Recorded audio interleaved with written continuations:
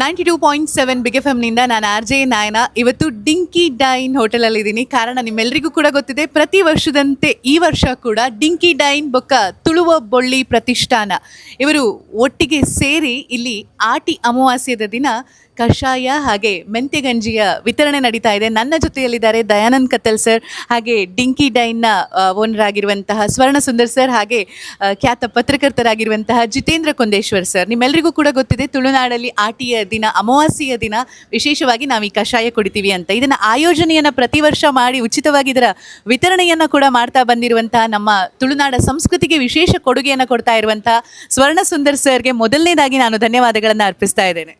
Sir, ಏನು ಹೇಳೋಕೆ ಇಷ್ಟಪಡ್ತೀರಾ? ಬೆಳಿಗ್ಗೆಯಿಂದ ಫುಲ್ ಕ್ಯೂ, ಇಡೀ ರೋಡೆಲ್ಲ ಎಲ್ಲ ಜನ ಸಾಗರ ಅಲ್ವಾ?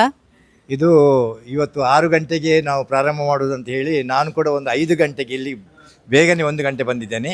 ಇಲ್ಲಿ 5 ಗಂಟೆಗೆ ಬರುವಾಗ ಕೂಡ ಇದು ಬಾಗಿಲಿನಲ್ಲೆಲ್ಲ ಜನ ಸೇರಿದ್ದಾರೆ. ಬಹಳ ಖುಷಿ ಆಗ್ತದೆ. ಯಾಕೆಂತ ಹೇಳಿದರೆ ಇದೊಂದು 12 ವರ್ಷದ ಹಿಂದಿನ ಒಂದು ಚಿಂತನೆ. ಇದು ಯಶಸ್ವಿ ಕಾರ್ಯಕ್ರಮ ಪ್ರತಿ ವರ್ಷ ನಡೀತಾ ಇದೆ. ಪ್ರತಿ ವರ್ಷ ಕೂಡ ಹೆಚ್ಚು ಹೆಚ್ಚು ಜನ ಬಂದು ಇದರಲ್ಲಿ ಪಾಲ್ಗೊಳ್ತಾ ಇದ್ದಾರೆ. ನಮಗೆ ತುಂಬ ಖುಷಿ ಕೊಡ್ತಾ ಇದೆ. ಯಾಕೆಂತೇಳಿ ಈ 12 ವರ್ಷದ ಹಿಂದೆ ನಾವೊಂದು ಈ ಒಂದು ವಿಷಯದಲ್ಲಿ ಮಾತಾಡುವಾಗ ನಮಗೆ ದಯಾನಂದ ಕತ್ತಲ್ ಸರ್ ಅವರು ಕೆಲವೊಂದು ವಿಷಯಗಳನ್ನು, ಆಟಿಯ ಒಂದು ವಿಶೇಷತೆಯನ್ನು ಮಾತಾಡ್ತಾ ಈ ಒಂದು ಕಷಾಯದ ವಿಷಯ ಕೂಡ ಹೇಳಿದರು. ಆಗ ನಮಗೆ ಒಂದು ಕೂಡ ಖುಷಿ ಆಯಿತು. ಯಾಕೆಂತ ಹೇಳಿದರೆ, ಇದೊಂದು ನಶಿಸಿ ಹೋಗ್ತದೆ ಏನು ಅಂತ. ಮಂಗಳೂರಿನಂಥ ಒಂದು ನಗರದಲ್ಲಿ ಇಂಥದ್ದನ್ನು ಹೆಚ್ಚಿನವರು ನೋಡಿರಲಿಕ್ಕಿಲ್ಲ. ಯಾಕೆಂತ ಹೇಳಿದರೆ ಅಪಾರ್ಟ್ಮೆಂಟ್ಗಳು, ಫ್ಲ್ಯಾಟ್ಗಳು ಇರೋದ್ರಿಂದಾಗಿ ಇವರಿಗೆ ಇದನ್ನು ಕಾಣಲಿಕ್ಕೆ ಸಿಗೋದಿಲ್ಲ. ಅವರಿಗೂ ಕೂಡ ಒಂದು ಕಷಾಯವನ್ನು ಕುಡಿಯುವಂಥ ಒಂದು ಅವಕಾಶ ಸಿಗಬೇಕು, ಅವರು ಕೂಡ ಇದರದ್ದು ಸದುಪಯೋಗ ಪಡೀಬೇಕು ಎಂಬ ಒಂದು ದೃಷ್ಟಿಯಲ್ಲಿ ನಾವು ಅದನ್ನು ಪ್ರಾರಂಭ ಮಾಡಿದ್ದೆವು. ಯಾಕೆಂತ ಹೇಳಿದರೆ ಹೆಚ್ಚಿನ ಮಾಹಿತಿ ಕೊಡುವವರು ನಮ್ಮ ದಯಾನಂದ ಕತ್ತಲ್ ಸರ್ ಅವರು. ಈ ಒಂದು ನಮ್ಮ ತುಳುನಾಡಿನ ಸಂಸ್ಕೃತಿಯ ಬಗ್ಗೆ ಆಗಲಿ ಅಥವಾ ಯಾವುದೇ ವಿಷಯಗಳನ್ನು ಮಾಡಿದರೂ ಕೂಡ ಅವರೊಂದು ನಿರರ್ಗಳವಾಗಿ ಅದನ್ನು ನಮಗೆ ಒಂದು ಹೇಳಿಕೊಡುವಂಥ ವಿಷಯ ನಮಗೆ ತುಂಬ ಖುಷಿ ಕೊಡ್ತಾಯಿತ್ತು. ಆದ್ದರಿಂದ ನಮಗೆ ಕೂಡ ಒಂದು ಪ್ರೇರಣೆ. ಅವರಾಗಿ ನಮಗೆ ಆಗಲಿಕ್ಕೆ ಆಗದಿದ್ದರೂ ಕೂಡ, ಮಾತಾಡಲಿಕ್ಕೆ ಆಗದಿದ್ದರೂ ಕೂಡ ನಮ್ಮ ಒಂದು ಖುಷಿಯಲ್ಲಿ, ಈ ಒಂದು ಸಂಭ್ರಮದಲ್ಲಿ ನಾವು ಪಾಲ್ಗೊಳ್ತಾ ಇದ್ದೇವೆ. ಯಾಕೆಂತ ಹೇಳಿದರೆ ಈ ಸಾವಿರಾರು ಜನ ಬಂದಿಲ್ಲಿ ಸೇರುವುದು, ಸಾವಿರಾರು ಜನ ಬಂದು ಇದರದ್ದೊಂದು ಉಪಯೋಗವನ್ನು ಪಡೆಯುವುದು ಅಂತ ಹೇಳಿದರೆ ತುಂಬ ಖುಷಿ ಕೊಡುವ ವಿಷಯ. ಅದರಿಂದಾಗಿ ನಾವು ಕೂಡ ತುಂಬ ಖುಷಿಯಿಂದ, ತುಂಬ ತೃಪ್ತಿಯಿಂದ ಈ ಒಂದು ಏನು ನಾವೊಂದು ತುಳಿನಲ್ಲಿ ಹೇಳ್ತಾ ಇದ್ದೀವಿ, ಒಂದು ಒಳ್ಳೆಯ ಲೇಸ್ ಅಂತ ಹೇಳ್ತೇವೆ. ಈ ಲೇಸ್ ನಮಗೆ ತುಂಬ ಖುಷಿ ಕೊಟ್ಟಿದೆ. ಇನ್ನೂ ಕೂಡ ನಿರಂತರವಾಗಿ ನಡಿಬೇಕು. ಈವನ್ ಇದು ಒಂದು ಕೊರೋನಾ ಟೈಮ್ನಲ್ಲಿ ಕೂಡ ಇದನ್ನು ನಾವು ನಿಲ್ಲಿಸಲಿಲ್ಲ. ಆಗ ಕೂಡ ಇದನ್ನು ನಾವು ಮುಂದುವರಿಸಿ ಬಂದು, ಇದು ಎಲ್ಲರ ಆಶೀರ್ವಾದ ಇದಕ್ಕೆ ಇದೆ ಅಂತ ನಾನು ಭಾವಿಸ್ತೇನೆ. ಯಾಕೆಂತ ಹೇಳಿದರೆ ಇಷ್ಟೊಂದು ಯಶಸ್ವಿ ಕಾರ್ಯಕ್ರಮ ಮಾಡಬೇಕಾದ್ರೆ ಅಷ್ಟು ಸುಲಭದ ಕೆಲಸ ಅಲ್ಲ. ಇದರಲ್ಲಿ ತುಂಬ ಕಷ್ಟ ಇದೆ. ಇಷ್ಟು ಜನರಿಗೆ ಒಂದು ಕಷಾಯ ಕೊಡಿಸೋದು ಅಂತ ಹೇಳಿದರೆ, ಅದರ ಆ ಒಂದು ಏನು ಮರದ ಕೆತ್ತೆಯನ್ನು ತಂದು ಅದರ ತೊಗಟೆಯಿಂದ ನಾವು ಸರಿಯಾದ ರೀತಿಯಲ್ಲಿ ಒಂದು ಶಾಸ್ತ್ರಬದ್ಧವಾದ ರೀತಿಯಲ್ಲಿ ಇದನ್ನು ನಿರ್ಮಾಣ ಮಾಡಿ ಜನರಿಗೆ ಒದಗಿಸಬೇಕು. ಆದ್ದರಿಂದಾಗಿ ಭಾಳ ಒಂದು ಖುಷಿ ಕೊಡುವಂಥ ಒಂದು ವಿಷಯ. ಆದ್ದರಿಂದಾಗಿ ಎಲ್ಲರೂ ಬಂದಿದ್ದಾರೆ. ಎಲ್ಲರೂ ಬಂದಾಗ ಅವರು ನಗುಮುಖದಿಂದ ಈ ಒಂದು ನಮ್ಮ ಒಂದು ಕಾರ್ಯಕ್ರಮದಲ್ಲಿ ಪಾಲ್ಗೊಳ್ತಾ ಇದ್ದಾರೆ. ಇದು ನಮಗೆ ತುಂಬ ಖುಷಿ ಕೊಡ್ತಾ ಇದೆ. Thank you very much sir. ಇದು ಪ್ರತಿ ವರ್ಷ ಹೀಗೆ ವಿಜೃಂಭಣೆಯಿಂದ ನಡೀಲಿ ಅಂತ ನಾನು ಕೂಡ ನಿಮಗೆ ತುಳುನಾಡಿನ ಜನರ ಪರವಾಗಿ ಧನ್ಯವಾದಗಳನ್ನು ಅರ್ಪಿಸ್ತಾ ಇದ್ದೀನಿ. Thank you sir. ಹಾಗೆ ನಮ್ಮ ಜೊತೆಯಲ್ಲಿ ದಯಾನಂದ್ ಕತ್ತಲ್ ಸರ್ ಇದ್ದಾರೆ. 92.7 ಬಿಗ್ ಎಫ್ ಅಲ್ಲಿ ಅವರ ಪ್ರಸಿದ್ಧ ಕಾರ್ಯಕ್ರಮ ಬರ್ತಾ ಇತ್ತು, ಬೊಳ್ಳಿ ಬಲ್ಪು, ಪ್ರತಿದಿನ ಬೆಳಿಗ್ಗೆ ಅಲ್ವಾ? ಎಸ್, 5 ಗಂಟೆಯಿಂದ 8 ಗಂಟೆವರೆಗೂ. ಈಗ ಮತ್ತೊಮ್ಮೆ 92.7 ಬಿಗ್ ಎಫ್ ಅಲ್ಲಿ ಇದರ ಮಹತ್ವದ ಬಗ್ಗೆ ಏನು ಹೇಳೋಕೆ ಇಷ್ಟಪಡ್ತೀರಾ ಸರ್? ಇದು ತುಳುಟೆ ಪಾಂಡ್ಲೆ ನನಗೆ ಬಹಳ ಹೆಮ್ಮೆ ಏನಂತ ಹೇಳಿದರೆ, ನನ್ನ ಬದುಕಿಗೆ ನಮ್ಮ ಟಿ ವಿ ಮತ್ತು 92.7 ಬಿಗ್ ಎಫ್ ಹೊಸ ತಿರುವನ್ನು ತಂದು ಕೊಡ್ತು. ಮೊದಲೆಲ್ಲ ನಾನು ಅದರಲ್ಲಿ ಆಸಕ್ತನಾಗಿರಲಿಲ್ಲ. ವರ್ಷ ಅವರು ಬಂದು ನನ್ನ ಕರೆದಾಗ ಬಂದಿದೆ. ಅದು ಒಂದು ಬೊಳ್ಳಿ ಬುಳ್ಪು ಕಾರ್ಯಕ್ರಮ ನನ್ನ ಹೃದಯಾಂತರ್ಗತವಾದಂಥ ಏನೆಲ್ಲ ತುಳುನಾಡಿನ ಸಂಸ್ಕೃತಿಯ ವಿಷಯಗಳಿದ್ದಾವೆ ಮತ್ತು ರಾಷ್ಟ್ರೀಯತೆ ಬಗ್ಗೆ ಇದ್ದಾವೆ, ಅದನ್ನೊಂದು ಜನರಿಗೆ ತಿಳಿಸುವಂತೆ ಇದು ಸಹಕಾರ ನೀಡುತ್ತೆ. ಅದರಲ್ಲಿ ಇದು ಒಂದು ನಮ್ಮ 12 ತಿಂಗಳಲ್ಲಿ ತುಳುನಾಡಿನಲ್ಲಿ 12 ತಿಂಗಳಿಗೂ ಒಂದೊಂದು ಕಾರ್ಯಕ್ರಮಗಳಿದ್ದಾವೆ, ವಿಶೇಷತೆ ಇದ್ದಾವೆ. ಭೂಮಿ ತಾಯಿಯನ್ನು ನಾವು ತಾಯಿ ಅಂತ ಕರೆಯೋದು, ಎಲ್ಲ ಕಡೆ ಹಾಗೆ ಭಾರತೀಯನ ತಾಯಿ ಭಾರತಿ ಅಂತ ಕರೆಯೋದು. ಇಲ್ಲಿ ಭೂಮಿ ತಾಯಿ ಹೆಣ್ಣು ಹೋಗಿ ಹೆಂಗಸಾಗುವಂಥ ದಿನ, ಮುಟ್ಟಾಗುವ ದಿನ ಯಾವುದು ಅಂತ ಕೇಳಿದರೆ ಕೆಡ್ಡಸದ ದಿನ, ಅದಕ್ಕೂ ಒಂದು ಆಚರಣೆ ಇದೆ. ಭೂಮಿ ತಾಯಿ ಫಲವತಿಯಾಗುವ ದಿನ ಯಾವುದು ಅಂತ ಕೇಳಿದರೆ ಸುಗ್ಗಿ ಹೋಗು ಪಗ್ಗು ಬರುವಂಥ ಸಂಕ್ರಾಂತಿ ಅಂತ ಹೇಳಿದ್ರೆ ಬೀಸುವ ಹಬ್ಬ, ಏಪ್ರಿಲ್ 14 ಆ ಸಂಕ್ರಾಂತಿಗೆ. ಆ ಸಂದರ್ಭದಲ್ಲಿ ತಾನು ಎಲ್ಲ ಹಣ್ಣುಗಳನ್ನು ಬಿಡ್ತಾಳೆ. ಮುಂದೆ ಬರುವಂಥ ಆಷಾಢಕ್ಕೆ ಪಗ್ಗು ಬೇಷ ಕಾರ್ತಿಲಾಟ 4 ತಿಂಗಳಲ್ಲಿ ಪ್ರಥಮ ಬೆಳೆ ಅದು ದೇವರ ಬೆಳೆ ಅಂತ ಹೆಸರು. ಅದಕ್ಕೆ ಪೂರ್ವಭಾವಿಯಾಗಿ ತಯಾರಾಗಬೇಕು. ಮತ್ತು ಆಟಿ ತಿಂಗಳು ವಿಶ್ರಾಂತಿ ತಿಂಗಳು. ಆವಾಗ ಜೋರು ಮಳೆ ರೋಗ ಬರುವಂಥ ಸಂದರ್ಭ. ಆವಾಗ ತಿನ್ನಕ್ಕೇನಿಲ್ಲ, ಅದಕ್ಕೆ ಪೂರ್ವ ತಯಾರಿಯಾಗಿ ತಯಾರು ಮಾಡ್ತಾಯಿದ್ರು. ಅದು ಹಲಸಿನ ತೊಳೆಗಳನ್ನು ಎಲ್ಲ ಮಾಡುವಂಥ ತುಂಬ ಖಾದ್ಯಗಳಿದ್ದಾಗ. ಅದೇ ರೀತಿ ಆಟಿ ತಿಂಗಳ ಇನ್ನೊಂದು ವಿಶೇಷತೆ ಅಂತ ಹೇಳಿದರೆ, ಭೂಮಿ ತಾಯಿ ಹಸಿರು ವರ್ಣದ ಸೀರೆಯಿಂದ ಅಂದರೆ ಉಡುಗೆಯಿಂದ ಕಂಗೊಳಿಸುವಂಥ ಸಮಯ.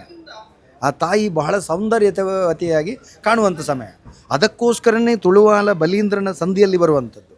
ಆಟಿದ ಅಮಾಸೆಗೆ ಸೋಣದ ಸಂಕ್ರಾಂತಿಗೆ ಬೊಂತೆಲ್ದ ಕೊಡಿ ಬರ್ಬೇಕು ಬರ್ಪೆ ತುಳುನಾಡದು ಅಂತ ಹೇಳಿದ್ರೆ, ಆಟಿ ಅಮಾವಾಸ್ಯೆಗೆ ತಾಯಿಯನ್ನು ಕರೆಸೋದು. ಯಾಕಂತ ಹೇಳಿದರೆ ತಾಯಿಗೆ ಮಾತ್ರ ಮಗುವಿನ ನೋವು ಮಗುವಿಗೆ ಏನು ಬೇಕು ಅಂತ ಕೊಡಲಿಕ್ಕೆ. ಹಾಗೆ ಆ 31 ದಿವಸದಲ್ಲಿ ಕೂಡ ವಾತ ಪಿತ್ತ ಕಫ ಸಹಿತವಾದಂಥ 108 ವಿಧದ ರೋಗಗಳಿಗೆ 1008ಕ್ಕೂ ಮೀರಿದಂಥ ಗಿಡಮೂಲಿಕೆಯ ಮದ್ದುಗಳ ಸಂಕುಲ ಈ ನೆಲದಲ್ಲಿ. ಇದರಲ್ಲಿ ಕಾಸರಕ ಮತ್ತು ಕನ್ನಪಡೆ ಅಂತ ಅದಕ್ಕೆ ಕನ್ನಡದಲ್ಲಿ ಏನು ಹೆಸರು ನನಗೆ ಹೇಳಿಕೊಡ್ಬೇಕು ಗೊತ್ತಿಲ್ಲ.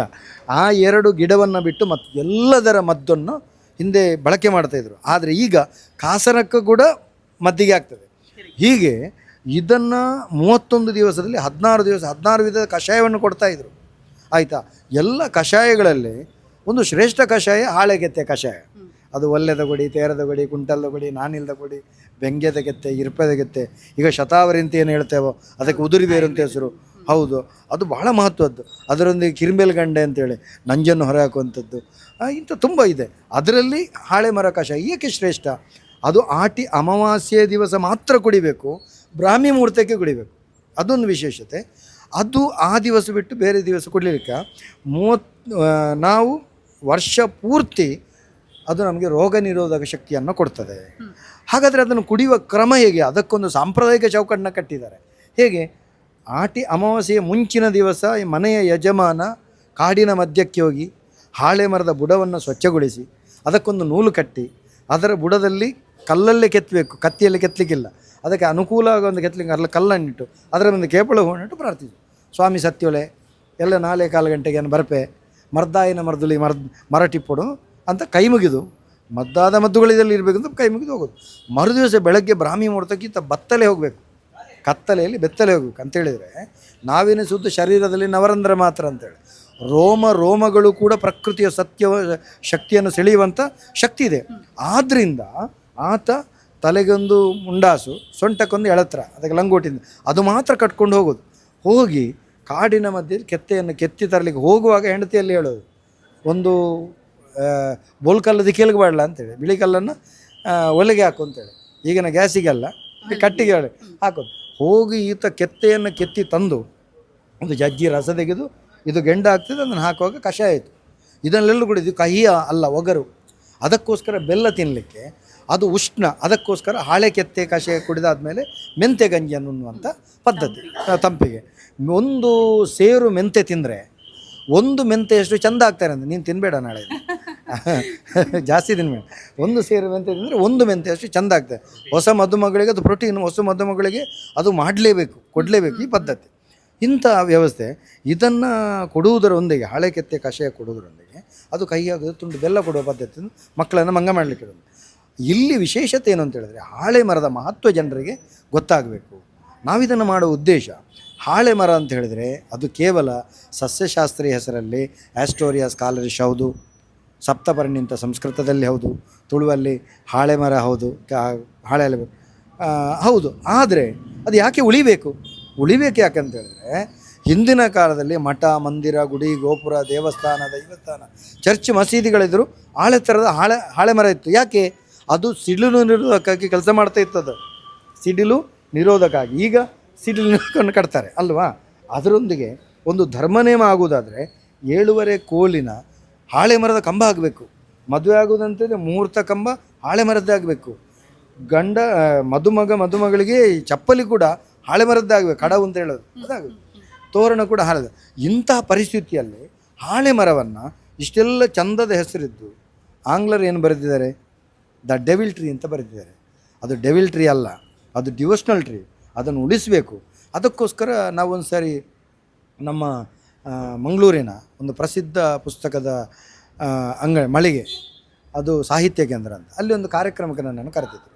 ನಾನು ಹೋಗಿದ್ದೆ. ನಾನು ಸ್ವಲ್ಪ ಅಲ್ಲಿ ಆಗಿ ಬರುವಾಗ ಅಲ್ಲಿ ಕಷಾಯ ಸ್ವಲ್ಪ ಮಂದಿಗೆ ಕೊಟ್ಟಾಗ ನನಗಾಯಿತು, ಅಲ್ಲಿ ವ್ಯವಸ್ಥೆ ಅಷ್ಟೆ. ಆವಾಗ ನಾನು ಹೇಳಿದೆ, ಎಂತ ಎಲ್ರಿಗೊಂದು ಕೊಟ್ಟರೆ ಒಳ್ಳೆಯದಿತ್ತು.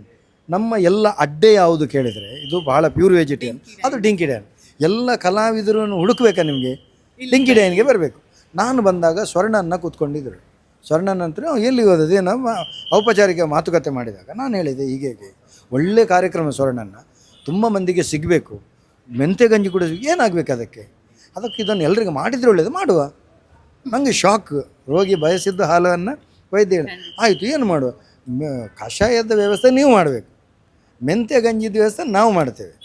ಅವರ ಇಡೀ ಸಿಬ್ಬಂದಿಗಳು ಅವರ ಉತ್ಸಾಹದಿಂದ ಮಾಡೋದು. ಅದರೊಂದಿಗೆ ನನಗೆ ರೋಮಾಂಚನ ಆಗೋದು ಏನಂತ ಹೇಳಿದರೆ, ಅವರ ಧರ್ಮಪತ್ನಿಯವರು ರಾತ್ರಿ ಬರೋದು, ಅವರೇ ಇದಕ್ಕೆ ಬೇಕಂತ ಎಲ್ಲ ವ್ಯತ್ಯಾಸ ಆಗಬಾರ್ದು, ಅವರೇ ಎಲ್ಲ ತಯಾರಿ ಮಾಡೋದು, ಅದಕ್ಕೆಲ್ಲ ಸೇರಿಸ್ಲಿಕ್ಕೊಂಡು, ಅದಕ್ಕೆ ತುಳುವಲ್ಲಿ ಕೂಟ ಅಂತ ಹೇಳೋದು, ಅದು ಸೇರಿಸ್ಲಿಕ್ಕೊಂಡು ಆಯಿತು. ಅದೆಲ್ಲವನ್ನು ಅವರು ತಯಾರು ಮಾಡಿ ಮತ್ತೆ ಒಂದು 2 ಗಂಟೆ ಹೊತ್ತಿಗೆ ಇವರು ಹೋಗುವಾಗ ನಾವು ಕೆತ್ತೆ ತರಲಿಕ್ಕೆ ಹೋಗೋದು.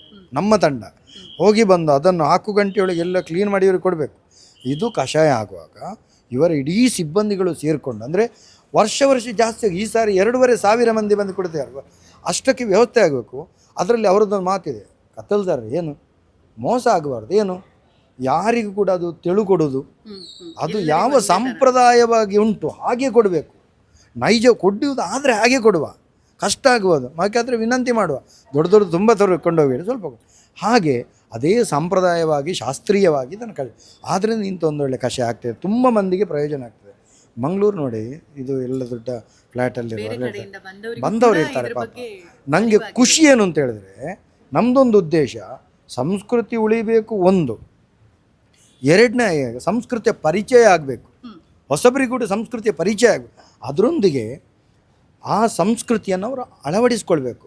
ಅವರು ಅಳವಡಿಸಿಕೊಳ್ತಾರೆ, ಅವರಿಗೆ ಪರಿಚಯ ಆಗಿದೆ ಅನ್ನೋದಕ್ಕೆ ಇಲ್ಲಿ ಸಾವಿರ ಸಂಖ್ಯೆಯಲ್ಲಿ ಜನರು ಬರುವುದೇ ಕಾರಣ.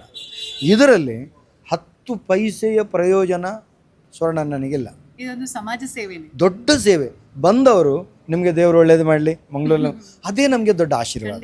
ಮತ್ತು ನಮಗೆ ಆರಕ್ಷಕ ಠಾಣೆಯವರು ಬಹಳ ಸಹಕಾರ ನೀಡ್ತಾರೆ, ಬಹಳ ಸಹಕಾರ. ಮತ್ತು ನಮ್ಮೊಂದು ತಂಡ ಕಂಟ್ರೋಲ್ ಮಾಡೋದೇ ಎಲ್ಲ, ನಮ್ಮ ಎಲ್ಲ ತಂಡ ಅವರು ಹೇಳ್ತಾರೆ ಕೊರೋನಾ ಸಂದರ್ಭದಲ್ಲಿ ಮಾಡಲಿಕ್ಕೆ ಬಿಟ್ಟಿದ್ದಾರೆ ಅಂತೇಳಿ.